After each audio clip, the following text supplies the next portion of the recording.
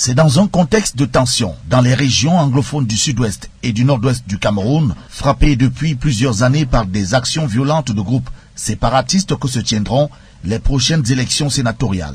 Le test se veut être de grandeur nature, une énième fois pour le gouvernement du Cameroun après celle de 2013 et de 2018 dans ces régions en proie aux tensions et appelées encore une fois, comme les autres régions du Cameroun, aux élections sénatoriales. L'enjeu principal du scrutin pour le gouvernement du Cameroun est son bon déroulement dans les deux régions anglophones du nord-ouest et du sud-est frontalières du Nigeria, où la situation reste tendue en raison des activités de groupes séparatistes armés. Une opération pas facile pour le gouvernement camerounais, avec l'assassinat déjà il y a quelques heures des chefs d'antenne et les camps de la Momo et du Buis dans le nord-ouest du pays. Assassiné, selon nos sources, par des séparatistes dits de l'État d'Ambazoni. Cette attaque intervient quelques jours seulement après qu'un des leaders séparatistes ait appelé ses partisans à empêcher la tenue des élections sénatoriales dans ces deux régions. Ayabacho de l'Ambazona Defense Force a en effet menacé de représailles